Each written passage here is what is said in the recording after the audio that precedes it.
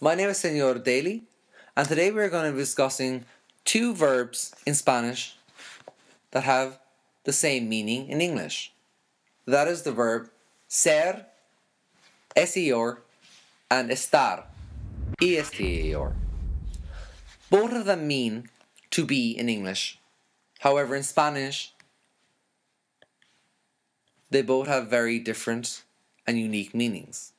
So, first things first, take out a copybook or a page and have a biro in your hand.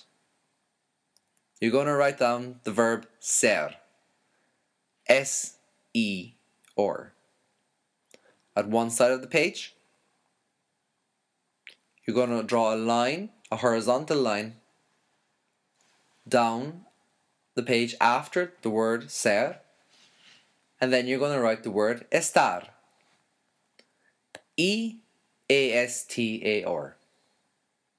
And I'm going to explain the difference. But first, I'm going to give you the list in a sentence that you will use in any dialogue.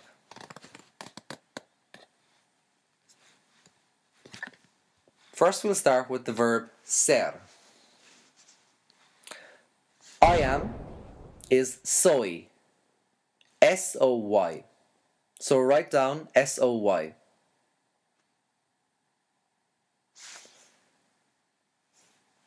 You are is eres, E-R-E-S. Okay, so get that down. Next one, which is he or she is S, E-S. We are, for ser, is somos, S-O-M-O-S. The next one, ye are sois, S-O-I-S. And the last one, they are son, S-O-N. Okay? So on the ser list, you should have soy, eres, es, somos, sois, son. Now, ser is one of the most important verbs in Spanish, so it's worthwhile learning this often in rhyme until you can get it right. Soy, eres, es, somos, sois, son.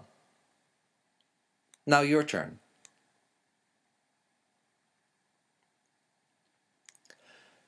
You use the verb ser to talk about characteristics that do not change. Okay, so underneath the ser table, write one uses ser to talk about characteristics that do not change. For example, if you wanted to say he or she is good looking, you would say es guapo or es guapa. Now, guapo is spelled G-U-A-P-O for a boy and G-U-A-P-A for a girl. What I mean by this is if you were to say es guapa, you would be saying that the girl is good looking and that she's always has been good looking throughout her life, because it's about characteristics that do not change, something that's permanent. Okay? Now, let's go to the estar table and fill it out. Are you ready? I am, for estar, is estoy, E-S-T-O-Y. You are, in the estar table, is estas,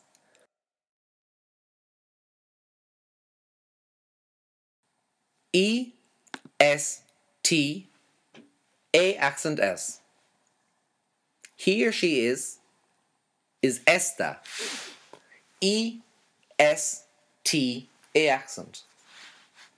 We are, for the estar list, is estamos, E-S-T-A-M-O-S. Ye are is estés, E-A-T, A accent, I-S. And then they are is están. E-A-S-T, A accent, N. Now, you use estar when you are talking about location, or when the concept that you're talking about, the idea that you are talking about, is temporary or not permanent. For example, estoy aquí. I am here. I'm here in school. Estoy aquí. Está muy lejos de aquí. It is very far from here. So both examples convey a location. Do you remember what example we used for ser? When I said she is handsome? We use es guapa. And what does ser refer to?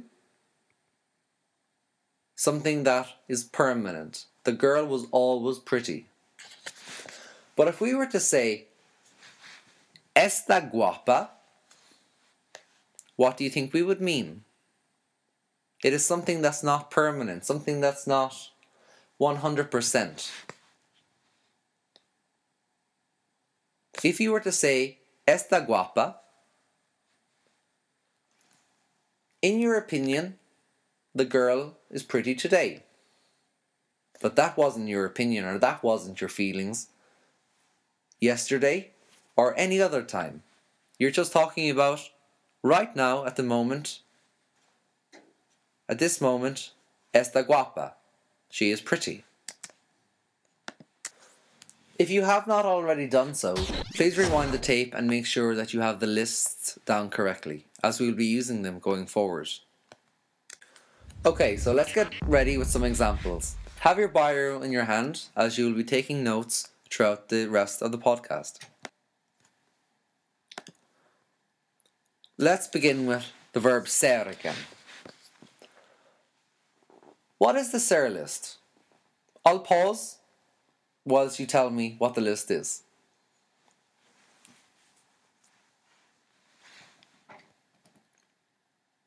Okay, good. Now for the verb ser, you use it when talking about the time, the day, or the date. So write that down. Point 1 under ser is time, day, or date. Por ejemplo, ¿qué hora es? Son las dos. What time is it? It is 2. So, ¿qué hora es? Son las dos. Okay? So, write down ¿qué hora es? Son las dos. And what I want you to do is underline the word es in ¿qué hora es? And underline son in son las dos. Now, in all of the examples, I want you to underline es and son, or the ser equivalent, just so that you'll be able to see the verb more clearly. Bullet point 2 of when you use ser is when talking about origin, or where you come from. ¿De dónde eres? Where are you from? Soy de Inglaterra. Okay, so I want you to answer ¿de dónde eres? Where are you from? Soy de Irlanda. Or wherever you're from. So underline soy. I am from. Soy de, I am from. You use ser also when talking about a job. For example, soy profesor.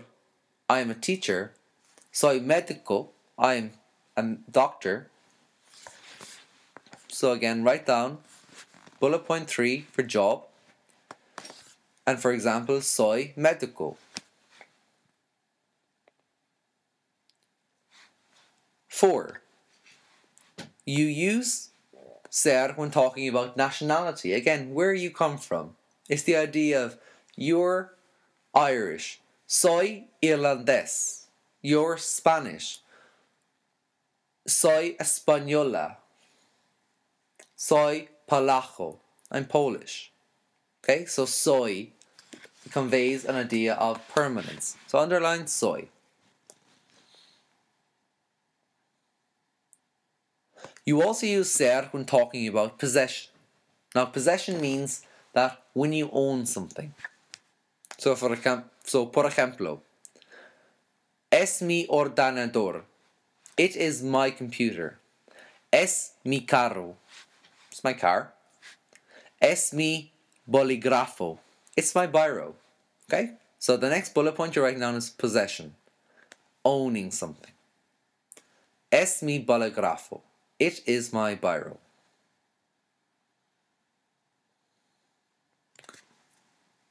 Okay? So you also use ser when talking about describing somebody. If you're describing your friend, so for example, soy alto, I am tall, soy alto, underline soy. Or if you're talking about your friend and saying, oh, he's boring, you say, es muy aburrido. Es muy aburrido. Aburrido is A-B-U-R-R-I-D-O. Now underline soy and underline es. So for descriptions. Okay. So have a look back over the ser table and have clear in your mind when you're using ser. Can you see the link between them all? Day of the time, something that's definite happening. If I ask you what time it is and you say 3:30, it's 3:30. It's not 4:30 or 5:30. It's definitely 3:30. When talking about origin or where you're from, that's something that doesn't change. If you're talking about a possession, something you have, it's yours. Nobody else's. It's definitely yours. And when you're talking about describing something, if you're tall, you're tall. You're not small. Okay? So now, I want you to move to the estar section of the page. And I'm going to tell you when you use the verb estar. So, point 1. You use estar when talking about a location.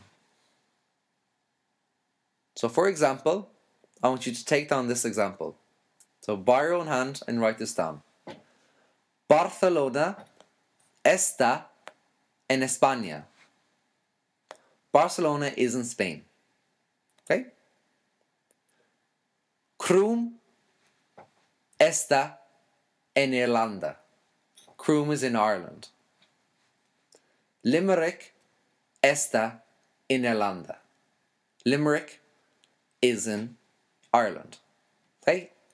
A location. Estoy en la escuela. I am in the school. I am located there.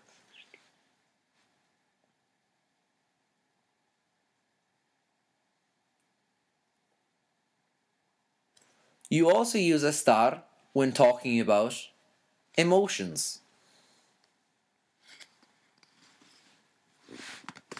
Okay, so that's your second point to write down on a piece of paper.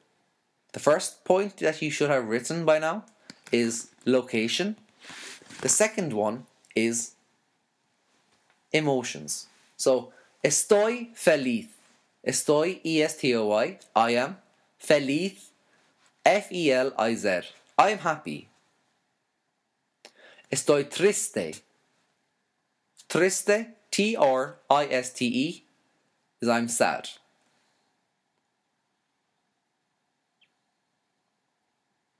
Okay?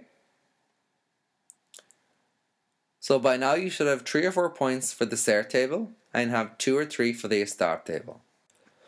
It is very important that you can distinguish between Ser and Estar, between what is permanent and what is not permanent when making Spanish sentences.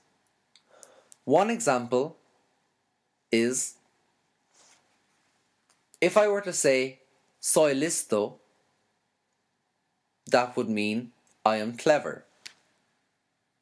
But if I were to say estoy listo, listo L-I-S-T-O, that would mean I am ready. Rewind the tape again and listen to any parts you were unclear about. and use this as a supplement to your learning in the classroom.